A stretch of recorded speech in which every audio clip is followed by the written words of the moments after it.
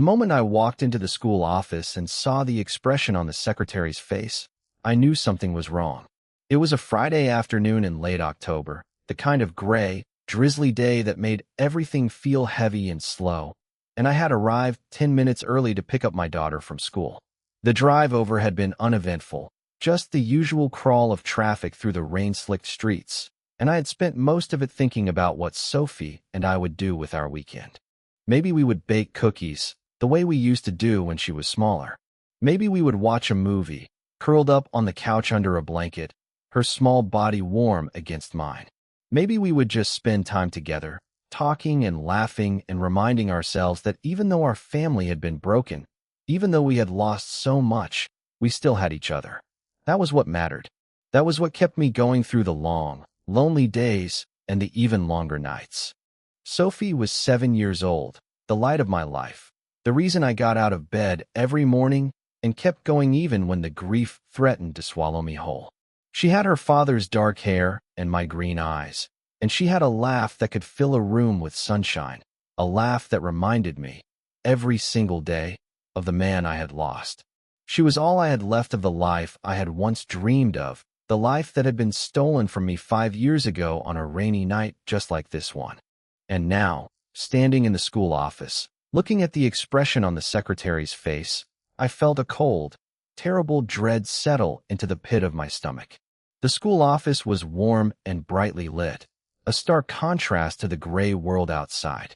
The walls were covered with children's artwork and motivational posters, bright colors and cheerful messages that seemed almost obscene given the fear that was beginning to pulse through my veins.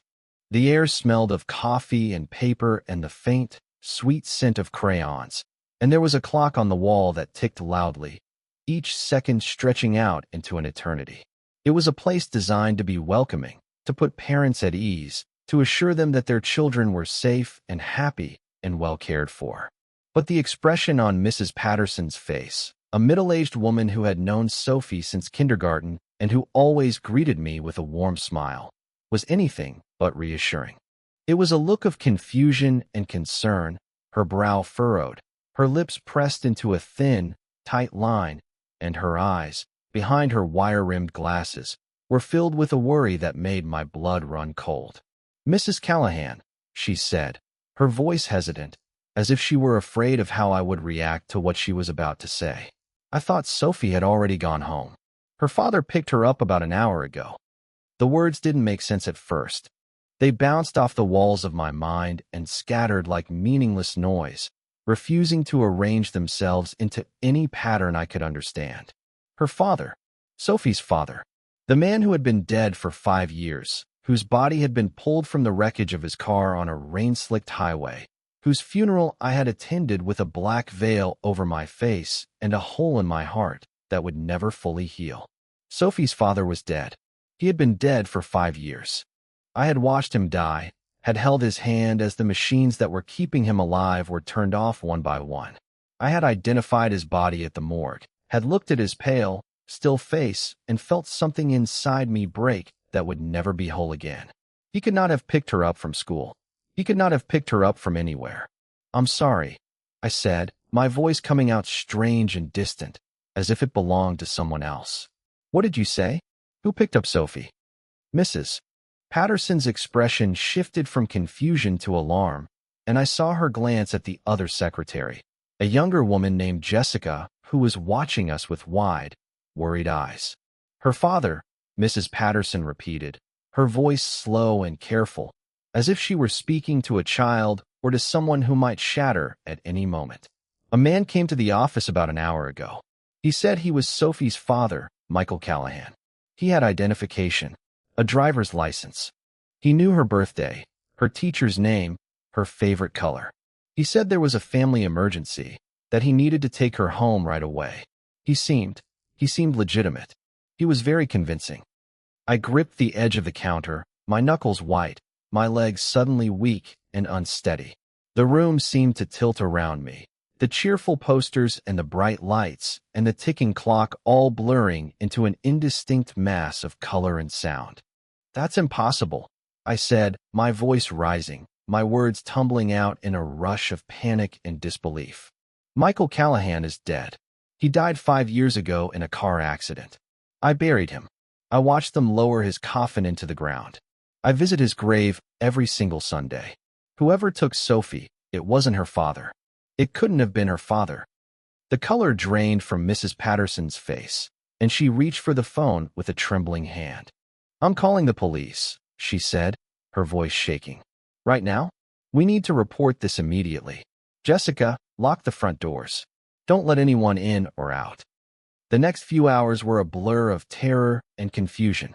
The police arrived within minutes, their faces grim and professional as they took statements and reviewed the school's security footage. I sat in the principal's office, a small, cluttered room with a view of the playground, and I tried to answer their questions through the fog of panic that was threatening to consume me. Yes, my husband was dead. Yes, I had identified his body at the morgue. Yes, I had attended his funeral. Yes, I had watched them lower his coffin into the ground. No, I had no idea who had taken my daughter. No, I didn't recognize the man on the security footage. Yes, I was absolutely certain that Michael Callahan was dead. But even as I said the words, even as I insisted that my husband was gone, a small, traitorous part of my mind was whispering something else. Something impossible. Something that I didn't want to believe but couldn't quite dismiss. The man on the security footage, the man who had walked into the school and signed Sophie out with the confidence of someone who had every right to be there, looked exactly like Michael. He moved like Michael, with that same easy, loping stride that I had fallen in love with all those years ago. He held himself like Michael, with the same slight forward lean of the shoulders, the same way of tilting his head when he was listening. The footage was grainy, the angle imperfect, but there was something about him, something in the way he moved, that made my heart pound with a hope that I had thought was long dead. The detective in charge of the investigation was a woman named Sarah Chun, a sharp-eyed professional with a calm, measured manner that did nothing to ease my terror. She was probably in her late 40s, with dark hair pulled back in a severe bun and eyes that seemed to miss nothing. She sat across from me in the principal's office, a notebook in her hand and a voice recorder on the desk between us, and she asked me questions that I struggled to answer. What was my relationship with my husband? Had he ever been violent? Had he ever threatened to take Sophie? Had there been any signs, any warnings, that something like this might happen? No, I said, my voice breaking on the word. Michael was a good man, a kind man. He loved Sophie more than anything in the world. He would never have hurt her. He would never have taken her away from me. He was the kind of father who read bedtime stories every night, who taught her how to ride a bike, who made up silly songs to make her laugh. This doesn't make any sense. None of this makes any sense. Detective Chin nodded, her expression neutral and unreadable. I understand this is difficult, Mrs. Callahan, but I need you to think very carefully. Is there anyone who might have had access to your husband's identification? Anyone who might have known enough about your family to impersonate him? A relative, a friend, someone who knew both of you well? I shook my head, tears streaming down my face, my hands trembling in my lap. I don't know. I don't understand. Michael is dead. I know he's dead. I was there when he died. I held his hand. I watched the monitors go flat. How can someone be walking around with his face, his identification, his memories? How is that even possible? The detective didn't have an answer for me. Nobody did. The hours crawled by, each one feeling like an eternity, as the police searched the school and the surrounding neighborhood and the entire city for any sign of Sophie or the man who had taken her. An Amber Alert was issued, and my phone began to buzz with messages from friends and family members who had seen the news and wanted to know what they could do to help. I couldn't answer them. I couldn't do anything except sit in that office, my eyes fixed on the door, waiting for someone to come through it with news. And then, just as the sun was beginning to set, painting the sky outside the window in shades of orange and pink, my phone rang. The caller ID displayed a number I didn't recognize, and for a moment, I hesitated. It could be a reporter, I thought. It could be a crank call, some sick person trying to exploit my fear. But something made me answer. Some instinct I couldn't explain and didn't try to. "Hello," I said, my voice barely above a whisper, my hand shaking so badly I could barely hold the phone. "Claire." The voice on the other end was familiar, achingly familiar, the voice I had heard in my dreams for 5 years, the voice I had never expected to hear again. It was deep and warm and full of an emotion that I couldn't quite identify. It's me. It's Michael. I need you to listen to me very carefully. I couldn't speak. I couldn't breathe. The world tilted around me, and I gripped the edge of the desk to keep from falling. Michael. It was Michael. My dead husband was on the phone, and he was speaking to me, and I didn't know if I was dreaming or hallucinating or losing my mind entirely. For 5 years, I had imagined this moment, had fantasized about hearing his voice again, had prayed for a miracle that I knew would never come. And now it was happening, and I didn't know what to do. Sophie is safe, he continued, his voice calm and steady, as if he were discussing the weather rather than the abduction of our daughter. She's with me. I would never hurt her. You know that. I love her more than anything in the world. But there are things I need to explain to you. Things I should have told you a long time ago. Things I couldn't tell you because it would have put you in danger. And I need you to come to me. Alone. Without the police.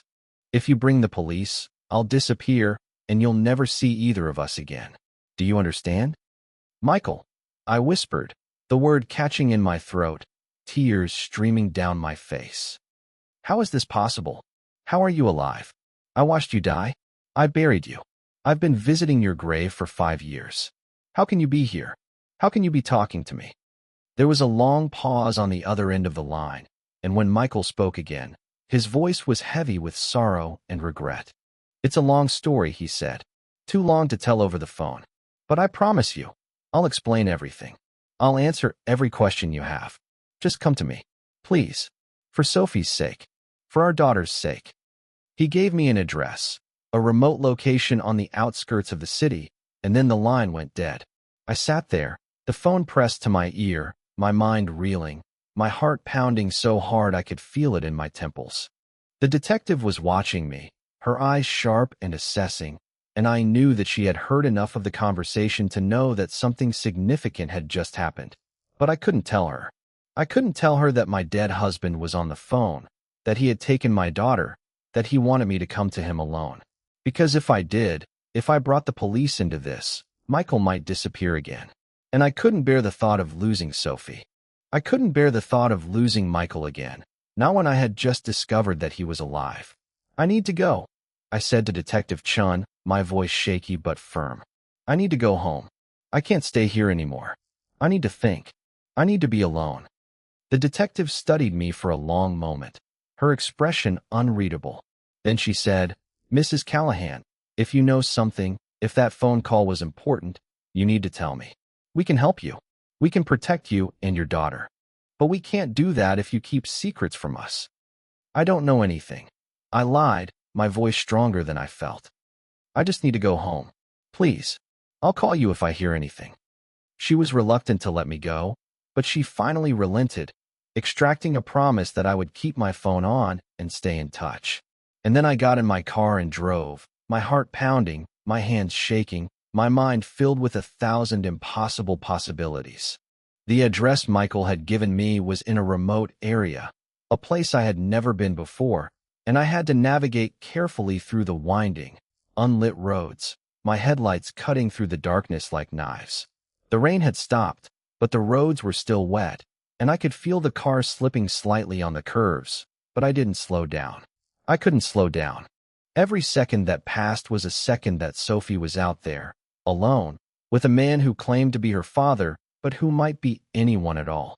The cabin was exactly where Michael had said it would be, a small, rustic structure nestled in a clearing in the woods, surrounded by tall pine trees that swayed in the wind. There was a light on in the window, a warm, golden glow that seemed almost inviting, and I could see the silhouette of someone moving inside. I parked the car and got out, my legs unsteady, my breath coming in short, ragged gasps. The night was cold and still, the only sound the rustle of the trees and the distant hoot of an owl. And then the door opened, and Michael stepped out. He was older than I remembered. Of course he was. It had been 5 years, 5 long, lonely years, and the man standing in front of me was not the same man I had buried. His dark hair was streaked with gray, And there were lines on his face that hadn't been there before, lines that spoke of worry and hardship and the weight of a secret too heavy to carry. He was thinner, too, as if he hadn't been eating well, and there was a tiredness in his eyes that made my heart ache. But it was him. I would have recognized him anywhere, in any light, after any amount of time. It was Michael, my Michael, the man I had loved and lost, and mourned and never stopped missing. "Claire," he said, his voice soft and sad, and he took a step toward me, his arms opening as if he expected me to fall into them. And I did. I fell into his arms, sobbing against his chest, my entire body shaking with the force of my emotions. He held me tightly, his arms strong and familiar, and for a moment, I let myself believe that everything was going to be okay, that the past 5 years had just been a terrible nightmare, and I had finally woken up. That Michael was here, and Sophie was safe, and we were a family again. But then I pulled back, my hands on his chest, and I looked up at him with eyes that were full of questions and accusations. "Sophie," I said, my voice breaking. "Where is Sophie? Is she okay? Is she safe? What did you do to her?" "She's inside," Michael said, his voice gentle. "Sleeping. She was tired, and the drive was long. She's been asking about you. She doesn't understand what's happening." I didn't know how to explain it to her. I didn't know how to explain it to myself. I pushed past him and ran into the cabin, my eyes scanning the dim interior until I saw her. Sophie was curled up on a small bed in the corner, her face peaceful, her breathing slow and steady. She was wearing the same clothes she had worn to school that morning, a pink sweater and jeans, and there was a smudge of dirt on her cheek and a small scratch on her hand. I fell to my knees beside her, tears streaming down my face, and I gathered her into my arms, holding her so tightly she stirred in her sleep. "Mommy," she murmured, her voice thick with sleep. "Where's Daddy? He said he was taking me to see you. He said we were going to be a family again." "I'm here, baby," I whispered, pressing kisses to her forehead, her cheeks, her hair. "I'm here. Everything's going to be okay. I promise. Everything's going to be okay." And then I turned to Michael, who was standing in the doorway, watching us with an expression of such profound sadness that it broke my heart all over again. "I need to know everything," I said, my voice cold and hard, my eyes blazing with a fury that I hadn't known I was capable of. "Right now? No more lies. No more secrets. Why did you let me believe you were dead? Why did you take Sophie? What is going on?" Michael sat down on a chair across from me, his hands clasped in front of him, his shoulders slumped, and he began to speak. And as he spoke, the world as I knew it crumbled around me for the second time that day.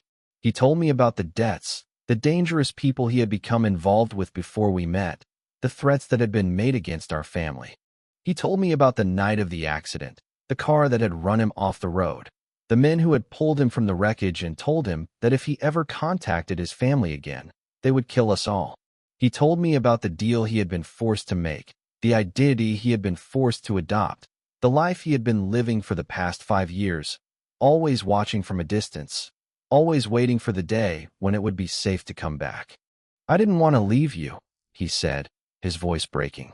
"I didn't want to leave Sophie, but I had no choice. If I had stayed, they would have killed you. They would have killed our daughter. The only way to protect you was to disappear, to make them believe I was dead.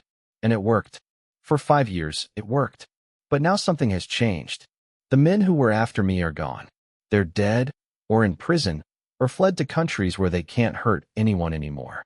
And I thought it might finally be safe to come back, to be with my family again." I listened to his story in silence, my mind reeling, my heart breaking. The man I had mourned for 5 years was not dead. He had been alive all along, hiding, waiting, sacrificing everything to keep us safe. And I hadn't known. I hadn't suspected. I had been living my life, raising our daughter, grieving for him, while he was out there somewhere, watching us from the shadows, loving us from a distance. The anger came later, the fury and the betrayal and the overwhelming sense of injustice. But underneath it all, there was something else, something that felt almost like relief. Because despite everything, despite the lies and the secrets and the years of unnecessary grief, Michael was alive. My husband was alive, and that was more than I had ever dared to hope for. The road ahead would be long and difficult. There were explanations to be made, wounds to be healed, a family to be rebuilt from the ashes of the past. But for now, in that small cabin in the woods, surrounded by the ghosts of everything we had lost, I held my daughter in my arms and looked at the man I had thought I would never see again. And I knew, with a certainty that went all the way down to my bones, that somehow, someway, we would find our way back to each other.